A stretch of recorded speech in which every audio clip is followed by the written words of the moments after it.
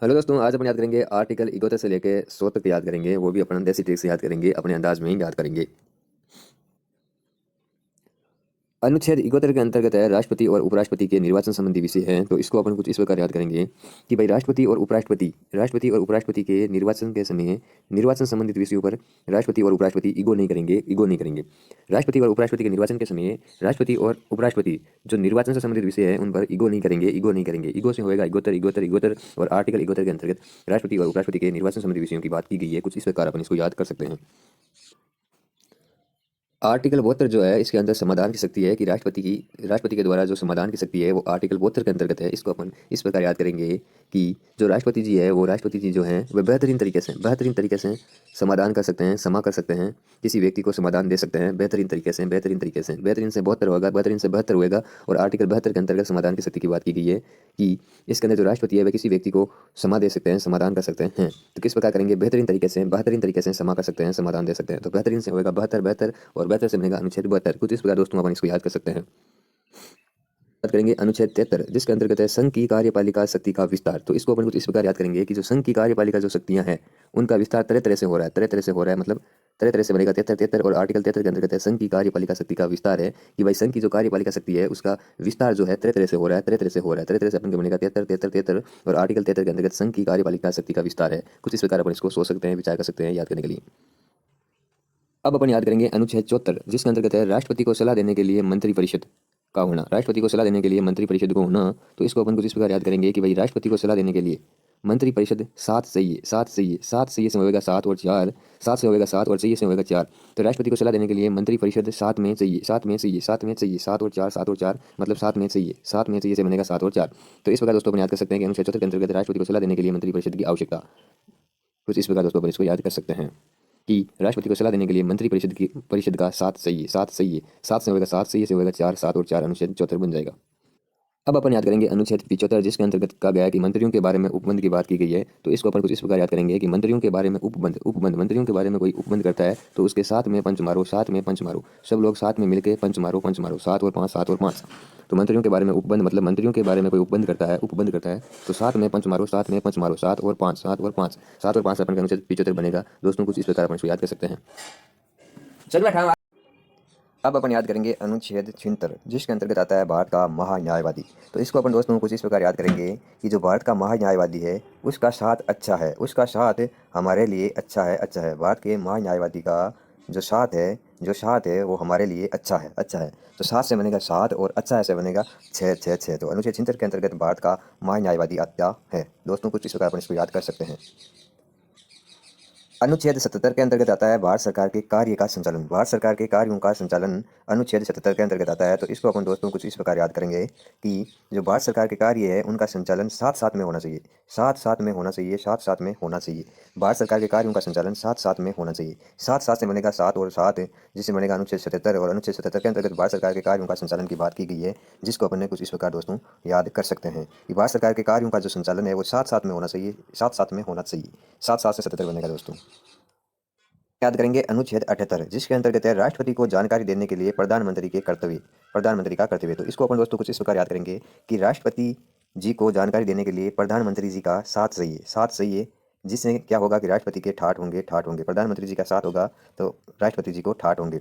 राष्ट्रपति को जानकारी देने के लिए प्रधानमंत्री जी का साथ चाहिए। 7 से हो जाएगा 7 जिससे राष्ट्रपति को ठाठ होंगे। ठाठ से बनेगा 8 और 7 और 8 बना जिससे बना अनुच्छेद 78 और अनुच्छेद 78 के अंतर्गत राष्ट्रपति को जानकारी देने के लिए प्रधानमंत्री के कर्तव्यों की बात की गई है। दोस्तों इसको अपन कुछ इस प्रकार याद कर सकते हैं। अब अपन याद करेंगे अनुच्छेद 79 जिसके अंतर्गत आता है संसद का गठन। जिसको अपन दोस्तों कुछ इस प्रकार याद करेंगे कि भाई संसद के अंदर जितने भी राजनेता है, जितने भी बड़े बड़े नेता है, भारत के नेता लोग वे संसद के अंदर बैठते हैं। तो हम कह सकते हैं कि संसद जो है वह युवाओं के साथ में नहीं है। संसद जो है युवा के साथ में नो है क्योंकि युवा जो है बेरोजगार है। संसद का गठन आर्टिकल 79 के तहत हुआ जिसको अपन कुछ इस प्रकार याद किया कि जो संसद है संसद के अंतर्गत सारे राजनेता बैठते हैं, सारे भारत के नेता बैठते हैं। जो नेता लोग हैं जो संसद है संसद का युवाओं के साथ न है। संसद का साथ न है युवाओं के लिए। संसद का साथ नो है युवाओं के साथ में। तो कुछ इस प्रकार दोस्तों अपन याद कर सकते हैं। 7 नए से बनेगा 7 और 9 और आर्टिकल 79 के अंतर्गत संसद का गठन की बात की गई है। दोस्तों कुछ इस प्रकार अपन इसको याद कर सकते हैं। अब अपन याद करेंगे अनुच्छेद 80 जिसके अंतर्गत आता है राज्यसभा की संरचना। तो इसको अपन कुछ इस प्रकार याद करेंगे कि राज्यसभा के अंदर ठाठ है, राज्यसभा के अंदर ठाठ एक भी बंदे के नहीं है, एक भी बंदे के नहीं है। राज्यसभा में जितने भी लोग हैं उनके ठाठ बिल्कुल भी नहीं है, बिल्कुल भी नहीं है, एक भी बंदे के ठाठ नहीं है, मतलब जीरो लोग, जीरो लोग। तो ठाठ से बना 8 और एक भी बंदे के ठाठ नहीं है तो जीरो बन गया। तो आर्टिकल 80 के अंतर्गत राज्यसभा की संरचना आती है। इसको अपन दोस्तों कुछ इस प्रकार याद कर सकते हैं। अब अपन याद करेंगे दोस्तों अनुच्छेद 81 जिसके अंतर्गत आती है लोकसभा की संरचना, जिसको अपन कुछ इस प्रकार याद करेंगे कि लोकसभा के अंतर्गत जो लोग बैठते हैं उनके ठाठ है, एक भी बंदा नहीं चुकता। लोकसभा के अंदर जो लोग बैठते हैं उन सभी लोगों के ठाठ है, एक भी बंदा नहीं चुकता। एक भी बंदा ऐसा नहीं है जिसके ठाठ नहीं है। लोकसभा के अंदर जितने भी सारे लोग बैठते हैं उनके ठाठ हैं, ठाठ से बना 8। और एक भी बंदा ऐसा नहीं है जो लोकसभा में बैठता है और उसके ठाठ नहीं है, ठाठ नहीं है। तो एक से बना एक भी बंदे से बना एक और ठाठ से बना 8। तो आर्टिकल 81 के अंतर्गत आता है लोकसभा की संरचना आती है दोस्तों। कुछ इस प्रकार अपन सोच सकते हैं, विचार कर सकते हैं लंबे टाइम तक याद रखने के लिए। अनुच्छेद 79 के अंतर्गत आता है संसद का गठन। अनुच्छेद 80 के अंतर्गत आता है राज्यसभा की संरचना। और 81 के अंतर्गत आती है लोकसभा की संरचना, जिसको अपन ने कुछ इस प्रकार याद किया था कि संसद का साथ न है युवाओं के लिए। संसद का साथ न है युवाओं के लिए। संसद का साथ न है युवाओं के लिए। 7 से बना 7 और न से बना 9। तो संसद का साथ युवाओं के साथ में नहीं है, साथ में नहीं है, साथ में 9 है, 7 और 9, 7 और 9। और अनुच्छेद 80 राज्यसभा की संरचना है, जिसको अपन ऐसे याद किया कि राज्यसभा के अंदर जितने भी लोग बैठते हैं उनके ठाठ नहीं है, जीरो लोग के भी, जीरो व्यक्ति के भी ठाठ नहीं है, किसी के भी ठाठ नहीं है, सब जीरो है, सब जीरो है। तो ठाठ और जीरो से बना 80 और 80 के अंतर्गत राज्यसभा की संरचना है। और अनुच्छेद 81 के अंतर्गत अपन बनता है लोकसभा की संरचना, जिसको अपन ने कुछ ऐसे याद किया था कि लोकसभा के अंदर जितने भी लोग बैठते हैं उन सब के ठाठ है, कोई एक बंदा भी नहीं चुकता जिसके ठाठ नहीं है, कोई एक बंदा भी वंचित नहीं है जिसके लोकसभा के अंतर्गत ठाठ नहीं है, सबके ठाठ है। ठाठ से बना 8 और एक भी बंदे से बना 1। तो अनुच्छेद 81 के अंतर्गत आता है लोकसभा की संरचना दोस्तों। कुछ इस प्रकार अपन ने इसको याद किया था। अब अपन याद करेंगे अनुच्छेद 83 जिसके अंतर्गत है संसद के सदनों की अवधि है। अवधि से अवधि बोलते दोस्तों समय की बात की गई है कि संसद के सदनों का समय या संसद के सदनों की अवधि से है। तो इसको अपन कुछ इस प्रकार याद करेंगे कि संसद में जितने भी लोग बैठे हैं उन सब के ठाठ है, ठाठ है, ठाठ है। और तीनों अवधि कौन सी है? सुबह में, दोपहर में, शाम में। संसद के अंदर जितने भी लोग बैठे हैं उन सब के ठाठ है, ठाठ से बना 8, 8, 8। और तीनों अवधियों में ठाठ है, तीनों अवधियों में। तीनों अवधि मतलब सुबह में ठाठ, दोपहर में ठाठ, शाम को ठाठ। तीनों अवधियों में संसद के अंदर बैठे सभी लोगों को ठाठ है। तो तीनों अवधियों से अपन को याद आएगा कि संसद के सदनों की अवधि की बात है, अवधि की बात है। और संसद के अंदर जो जितने भी सदन बैठे हुए हैं उन सदनों को ठाठ है, ठाठ है, ठाठ है, तीनों टाइम में, तीनों अवधि में, तीनों टाइम में। कुछ दोस्तों इस प्रकार अपन इसको याद कर सकते हैं। अब अपन याद करेंगे अनुच्छेद 84 जिसके तहत संसद के सदस्यों की अर्हता की बात की गई है, जिसको अपन कुछ इस प्रकार याद करेंगे कि संसद के जो सदस्य है उन सब के ठाठ है, संसद के सदस्यों के ठाठ है। और संसद के सदस्यों को अर्हता अर्हता नहीं चाहिए, अर्हता नहीं चाहिए, अर्हता नहीं चाहिए। तो अर्हता नहीं चाहिए से बनेगा 4, 4, 4। अर्हता चाहिए, अर्हता चाहिए। संसद के सदस्यों के लिए अर्हता चाहिए, अर्हता चाहिए। तो अर्हता चाहिए से बनेगा 4। और संसद के सदस्यों को ठाठ तो है ही दोस्तों, ठाठ तो है ही। ठाठ से बना 8, 8, 8, 8 और 4, 8 और 4। अर्हता चाहिए, चाहिए, चाहिए से बनेगा 4, 4, 4। तो अनुच्छेद 84 के अंतर्गत संसद के सदस्यों की अर्हता की बात की गई है। अब अपन याद करेंगे अनुच्छेद 85 जिसके तहत है संसद का सत्रावास और संसद का विघटन है। तो इसको अपन दोस्तों कुछ इस प्रकार याद करेंगे कि जो संसद का सत्र या सत्रावास या विघटन, संसद का विघटन करना चाहता है उसको उसके मुंह पे ठाठ से पंच मारो, उसके मुंह पे ठाठ से पंच मारो। जो संसद का विघटन चाहता है, संसद का सत्रावास करना चाहता है, उसके मुंह पे ठाठ से मतलब ठाठ से बना 8, ठाठ से बना 8। उसके मुंह पे ठाठ से पंच मारो, पंच मारो, पंच मारो। तो ठाठ से बना 8 और 8 और 5 से बना अनुच्छेद 85 जिसके अंतर्गत संसद का सत्र और सत्रावासन और विघटन की बात की गई है, तो याद कर सकते हैं। अब अपन याद करेंगे अनुच्छेद 87 जिसके अंतर्गत आता है राष्ट्रपति का विशेष अभिभाषण। राष्ट्रपति का विशेष अभिभाषण आता है अनुच्छेद 87 के अंतर्गत आता है, जिसको अपन दोस्तों कुछ इस प्रकार याद करेंगे कि जब राष्ट्रपति का विशेष अभिभाषण होगा, जब राष्ट्रपति विशेष अभिभाषण देंगे तो सब लोग ठाठ से उनका साथ देंगे, सब लोग ठाठ से उनका साथ देंगे। ठाठ से हुआ 8 और 7 देंगे से हुआ 7, 7। तो 8 और 7 से बना अनुच्छेद 87 जिसके अंतर्गत राष्ट्रपति का विशेष अभिभाषण की बात की गई है दोस्तों। कुछ इस प्रकार अपन इसको याद कर सकते हैं। अब अपन दोस्तों याद करेंगे अनुच्छेद 88 जिसके अंतर्गत आता है सदनों के बारे में मंत्रियों और महान्यायवादी के अधिकार की बात की गई है, जिसको अपन कुछ इस प्रकार याद करेंगे कि सदनों के बारे में मंत्रियों और महान्यायवादियों के जो अधिकार है वे ठाठ से हैं, ठाठ से उनके अधिकार है, ठाठ से मंत्री और महान्यायवादी अपने अधिकार जताते हैं। ठाठ से मंत्री और महान्यायवादी जो है सदन के अंतर्गत अपने अधिकार ठाठ से जमाते हैं, ठाठ से जमाते हैं। ठाठ से होगा 8, 8 और 8, 8 से अनुच्छेद 88 बनेगा जिसके अंतर्गत है सदनों के बारे में मंत्रियों और महान्यायवादियों के विशेष अधिकारों की बात की गई है, जिसको अपन ने कुछ इस प्रकार याद किया कि सदन के अंदर जो मंत्री है और महान्यायवादी है उन सदनों के बारे में मंत्री और महान्यायवादियों को विशेष अधिकार है। वो अपने अधिकार ठाठ से जमा सकते हैं, ठाठ से जमा सकते हैं। ठाठ से हुए 8, 8 और 8, 8 से बना अनुच्छेद 88। दोस्तों कुछ इस प्रकार अपन इसको याद कर सकते हैं।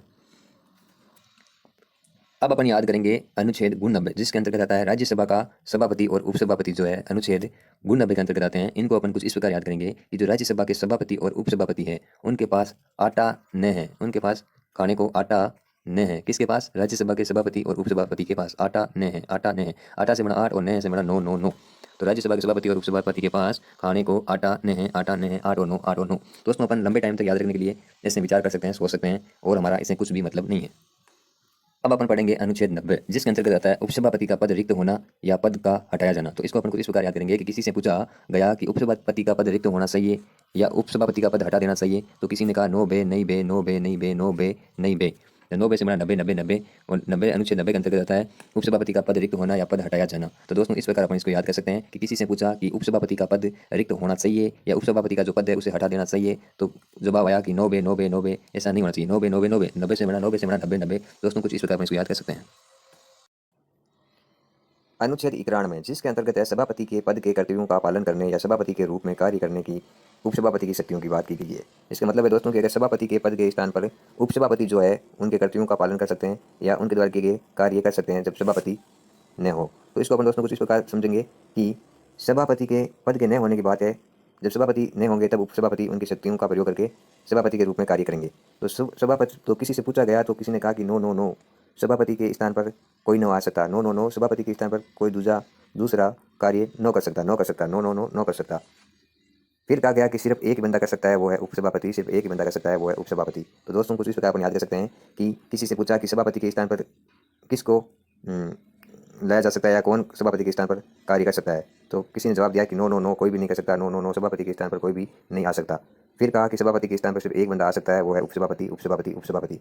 तो 9 और 1 से बनेगा अनुच्छेद 91 में जिसके अंतर्गत कहा गया है कि सभापति के पद के कर्तव्यों का पालन करने या सभापति के रूप में कार्य करने की उपसभापति की शक्तियों की बात की गई है। दोस्तों कुछ इस प्रकार अपन इसको याद कर सकते हैं। अब अपन याद करेंगे अनुच्छेद 92 में जिसके अंतर्गत कहा गया है सभापति या उपसभापति को पद से हटाने का संकल्प विचाराधीन हो तब उसका पीठासीन ना होना, पीठासीन ना होना। तो इसको अपन कुछ इस प्रकार याद करेंगे कि ना होना से बनेगा अपन के नो, ना होना से बनेगा अपन के नो, और पीठासीन से बनेगा पीठ के दो सीन, पीठ के दो सीन। ना होना से बनेगा ना से बनेगा नो नो नो, और पीठासीन से बनेगा पीठ के दो सीन, पीठ के दो सीन। 9 और 2 से बनेगा अनुच्छेद 92 में जिसके अंतर्गत कहा गया है सभापति या उपसभापति को पद से हटाने का संकल्प विचाराधीन हो तब उसका पीठासीन ना होना। दोस्तों कुछ इस प्रकार अपन इसको याद कर सकते हैं। अब अपन याद करेंगे अनुच्छेद 93 में जिसमें कहा गया है कि लोकसभा का अध्यक्ष और उपाध्यक्ष की बात की गई है। तो इसको अपन कुछ इस प्रकार याद करेंगे दोस्तों कि जो लोकसभा के अध्यक्ष और उपाध्यक्ष हैं वे 9 का रूट करके 3 कर देते हैं, 9 का रूट करके 3 बना देते हैं। कौन? लोकसभा के उपाध्यक्ष और अध्यक्ष। कुछ इस प्रकार अपन सोच सकते हैं, विचार कर सकते हैं याद रखने के लिए कि भाई लोकसभा के अध्यक्ष और उपाध्यक्ष जो थे उन्होंने 9 का रूट करके 3 कर दिया, 9 का रूट करके 3 कर दिया। उनके पास इतनी पावर थी कि उन्होंने 9 का 3 कर दिया। किसने? लोकसभा के अध्यक्ष और उपाध्यक्ष ने। दोस्तों कुछ इस प्रकार अपन इसको याद कर सकते हैं। तो आर्टिकल 93 में कहते आता है लोकसभा के अध्यक्ष और उपाध्यक्ष। अपन याद करेंगे अनुच्छेद 54 में जिसके अंतर्गत कहा गया है कि लोकसभा के अध्यक्ष और उपाध्यक्ष का पद का रिक्त होने की बात की गई है। तो इसको अपन दोस्तों कुछ इस प्रकार याद करेंगे कि लोकसभा के अध्यक्ष और उपाध्यक्ष का जो पद है वह रिक्त न चाहिए, न चाहिए। लोकसभा के अध्यक्ष और उपाध्यक्ष का पद रिक्त न चाहिए, न चाहिए, न चाहिए। न चाहिए से बना 9 और 4, 9 और 4, न चाहिए से बना 9 और 4, 9 और 4। और अनुच्छेद 54 में कहते रहता है लोकसभा के अध्यक्ष और उपाध्यक्ष के पद की रिक्ति होना। दोस्तों कुछ इस प्रकार अपन इसको याद कर सकते हैं। अनुच्छेद 95 के तहत लोकसभा के अध्यक्ष के पद के कर्तव्य का पालन करने या अध्यक्ष के रूप में कार्य करने के लिए उपाध्यक्ष की शक्ति की बात की गई है कि भाई लोकसभा के अध्यक्ष के स्थान पर लोकसभा के उपाध्यक्ष के पद की शक्ति की बात की गई है, जिसको अपन कुछ इस प्रकार याद करेंगे कि लोकसभा के पद के स्थान पर उपाध्यक्ष, लोकसभा का उपाध्यक्ष अपने कार्य करने की शक्ति रखता है। अध्यक्ष के स्थान पर लोकसभा का उपाध्यक्ष कार्य करने की शक्ति रखता है। इसको न पंच मारो, इसको न पंच मारो, इसको कार्य करने दो, इसको आने दो। मतलब लोकसभा के अध्यक्ष के स्थान पर उपाध्यक्ष को आने दो, उनको कार्य करने दो, क्योंकि इनके पास उपाध्यक्ष की शक्ति है, कार्य करने के लिए उपाध्यक्ष की शक्ति है। इनको न पंच मारो, इनको आने दो, इनको कार्य करने दो। न पंच मारो, तो न से मैंने 9 और पंच से मैंने 5, और 9 और 5 के अंतर्गत बोले तो अनुच्छेद 95 में कहते थे लोकसभा के अध्यक्ष के पद के कर्तव्य का पालन करने या अध्यक्ष के रूप में कार्य करने के लिए उपाध्यक्ष के पास शक्ति है। इसको अपन कुछ इस प्रकार याद किया कि लोकसभा के अध्यक्ष के स्थान पर उपाध्यक्ष को कार्य करने दो, अध्यक्ष के स्थान पर उपाध्यक्ष के पद की अध्यक्ष के रूप में कार्य करने के लिए उपाध्यक्ष की इनके पास शक्ति है। तो इनको 9 पंच मारो, 9 पंच मारो, इनको कार्य करने दो, करने दो। लोकसभा अध्यक्ष के स्थान पर उपाध्यक्ष को कार्य करने दो, करने दो। इन्हें 9 पंच मारो, 9 पंच मारो, 9 और 5, 9 और 5। तो कुछ इस प्रकार दोस्तों अपन इसको याद कर सकते हैं। अब अपन पढ़ेंगे अनुच्छेद 97 जिसके अंतर्गत राज्यसभा के सभापति, उपसभापति तथा लोकसभा के अध्यक्ष, उपाध्यक्ष के वेतन और भत्ते की बात की गई है आर्टिकल 97 के तहत। इसको अपन कुछ इस प्रकार याद करेंगे कि कि राज्यसभा के सभापति और उपसभापति तथा लोकसभा के अध्यक्ष और उपाध्यक्ष को ना सताओ, उनको वेतन और भत्ता दे दो। सताओ से हो जाएगा 97, सताओ से हो जाएगा 97। राज्यसभा के सभापति और उपसभापति तथा लोकसभा के अध्यक्ष और उपाध्यक्ष को वेतन और भत्ते दे दो, उनको न सताओ। सताओ से 97 याद आएगा, और आर्टिकल 97 के अंतर्गत सभापति, उपसभापति, अध्यक्ष और उपाध्यक्ष के वेतन और भत्ते की बात की गई है। कुछ इस प्रकार दोस्तों अपन इसको याद कर सकते हैं। अब अपन याद करेंगे अनुच्छेद 98 जिसके अंतर्गत संसद का सचिवालय की बात की गई है। इसको अपन कुछ इस प्रकार याद करेंगे कि संसद के सचिवालय में ना है ठाट, संसद के सचिवालय में ना है ठाट, ठाट से बना 8, 8, 8, और संसद के सचिवालय में न है ठाट, न से बना 9 और ठाट से बना 8, और अनुच्छेद 98 के अंतर्गत संसद का सचिवालय की बात की गई है दोस्तों। कुछ इस प्रकार अपन इसको याद कर सकते हैं कि संसद के सचिवालय में न है ठाट, 9 और 8, 9 और 8।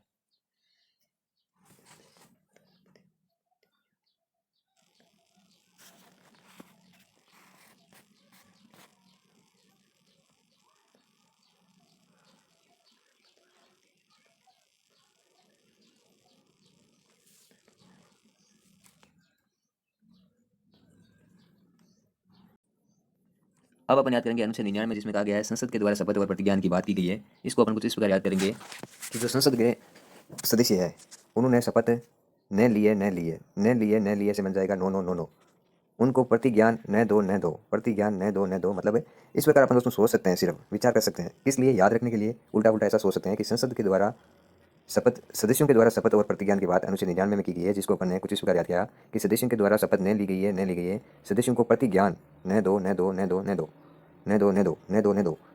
से नो हो जाएगा, और अनुच्छेद 99 के अंतर्गत संसद के सदस्यों के द्वारा जो शपथ या प्रतिज्ञान की बात की गई है दोस्तों, कुछ इस प्रकार अपन इसको याद कर सकते हैं। अब अपन याद करेंगे अनुच्छेद 100 जिसको कुछ इस प्रकार याद करेंगे कि संसाधनों में मतदान रिक्तियां के होते हुए भी सदनों के कार्य करने की शक्ति और गणपूर्ति की बात की गई है अनुच्छेद 100 के अंतर्गत। इसको अपन कुछ इस प्रकार याद करेंगे कि कितनी शक्ति आ गई, 100 के पावर की शक्ति आ गई, 100 के पावर की शक्ति आ गई। गणपूर्ति से अपन याद करेंगे कि अपन ने 100 आर्टिकल की पूर्ति कर ली है, 100 आर्टिकल को याद कर दिया है, 100 आर्टिकलों को याद कर लिया है अपन ने, 100 आर्टिकलों की पूर्ति कर ली है, गणपूर्ति। तो इस प्रकार दोस्तों अपन सोच सकते हैं याद रखने के लिए कि अनुच्छेद 100 के अंतर्गत संसाधनों में मतदान रिक्तियों के होते हुए भी सदनों के कार्य करने की शक्ति और गणपूर्ति की बात की गई है, जिसको अपन ने कुछ ऐसे याद किया कि शक्ति आ गई 100 के पावर की, और अपन ने 100 आर्टिकलों की पूर्ति कर दी है, पूर्ति से होगा गणपूर्ति। तो दोस्तों कुछ इस प्रकार अपन इसको याद कर सकते हैं। दोस्तों अब अपन देते हैं एक टेस्ट की अपनी जो ट्रिक थी वो कितनी काम करती है या कितना अपन को याद रहा है। तो राष्ट्रपति के द्वारा जो समाधान की शक्ति किस आर्टिकल के तहत है, तो इसको अपन ने कुछ इस प्रकार याद किया था कि राष्ट्रपति ने समाधान दिया था बेहतरीन तरीके से, बेहतरीन तरीके से बेहतर हुआ। तो आर्टिकल 72 के अंतर्गत राष्ट्रपति के समाधान की शक्ति है। कुछ इस प्रकार अपन ने इसको याद किया था। राष्ट्रपति को सलाह और सहायता देने के लिए मंत्रिपरिषद की नियुक्ति किस अनुच्छेद के तहत है, तो इसको अपन ने दोस्तों कुछ इस प्रकार याद किया था कि भाई राष्ट्रपति को सलाह और सहायता देने के लिए मंत्रिपरिषद का साथ चाहिए। 7 से हुआ 7 और चाहिए से हुआ 4, तो 7 और 4 मतलब मंत्रिपरिषद का साथ चाहिए। तो 7 और 4 से आर्टिकल 74 बना। इसको अपन ने दोस्तों कुछ इस प्रकार याद किया था। भारत का महान्यायवादी किस अनुच्छेद के तहत है, तो इसको अपन ने दोस्तों कुछ इस प्रकार याद किया था कि भारत के महान्यायवादी का साथ अच्छा है। तो 7 से बना 7 और अच्छा से बना 6, और 7 और 6 आर्टिकल के तहत भारत का महान्यायवादी आता है। इसको अपन ने कुछ इस प्रकार याद किया था। का गठन किस अनुच्छेद के तहत है, तो इसको अपन ने दोस्तों कुछ इस प्रकार याद किया था कि संसद जो है उसने युवाओं का साथ न देती, संसद युवाओं का साथ न देती, साथ न देती। 7 से हुआ 7 और न देती से 9 हुआ 7 और 9, तो आर्टिकल 79 के अंतर्गत संसद का गठन की बात की गई है दोस्तों। इसको अपन ने कुछ इस प्रकार याद किया था। राज्यसभा की संरचना किस अनुच्छेद के तहत है, तो इसको अपन ने दोस्तों कुछ इस प्रकार याद किया था कि राज्यसभा के अंदर ठाट है एक भी बंदे के नहीं है, 0 बंदे हैं, 0 बंदे। राज्यसभा के अंदर किसी भी बंदे के ठाट नहीं है, 0 बंदे के भी, एक भी बंदे के ठाट नहीं है, मतलब 0 भी ठाट नहीं है। तो 8 से बना 8 और 0 से बना 0, तो आर्टिकल 80 के अंतर्गत राज्यसभा की संरचना की बात की गई है दोस्तों।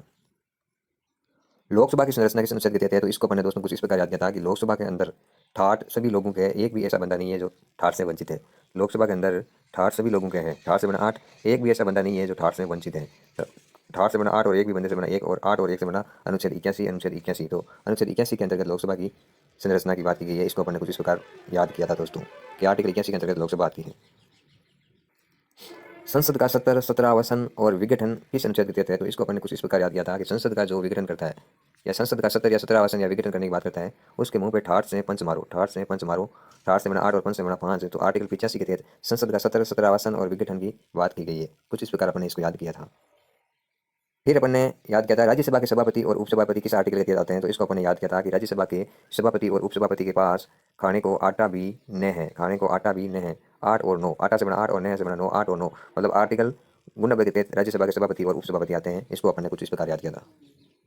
सभापति, उपसभापति तथा अध्यक्ष और उपाध्यक्ष के वेतन और भत्ते किस आर्टिकल के तहत है? तो अपन ने इसको इस प्रकार याद किया था कि राज्यसभा के सभापति और उपसभापति तथा लोकसभा के अध्यक्ष और उपाध्यक्ष को वेतन और भत्ते दे दो, उनको सताओ मत, उनको उनका वेतन और भत्ता दे दो, उनको सताओ मत। सताओ से अपन के 97 बना, तो आर्टिकल 97 के तहत सभापति, उपसभापति, अध्यक्ष, उपाध्यक्ष के वेतन और भत्ते की बात की गई है। कुछ इस प्रकार अपन ने इसको याद किया था दोस्तों। सदनों में मतदान रिक्तियों के होते हुए भी सदनों की कार्य करने की शक्तियां और गणपूर्ति किस आर्टिकल लेते हैं? तो इसको अपन ऐसे याद किया था कि शक्तियां हैं 100 के पावर की, शक्तियां हैं 100 के पावर की। गणपूर्ति को अपन ऐसे याद किया था कि अपन ने 100 आर्टिकल की पूर्ति कर ली है, 100 आर्टिकल की पूर्ति कर ली है। शक्तियां हैं 100 के पावर की, तो 100 के पावर की से बना आर्टिकल 100 और 100 आर्टिकल की अपन ने पूर्ति कर ली है, याद कर लिया है। तो आर्टिकल 100 के अंतर्गत सदनों में मतदान रिक्तियों के होते हुए भी सदनों की कार्य करने की शक्तियां और गणपूर्तियों की बात की गई है। कुछ इस प्रकार अपन ने दोस्तों इसको याद किया था। तो दोस्तों यहीं पर अपना वीडियो कंप्लीट होता है। बाकी के जो आर्टिकल है वो अपन नेक्स्ट वीडियो में लाएंगे। वीडियो को लाइक करें, शेयर करें, सब्सक्राइब करें। धन्यवाद दोस्तों।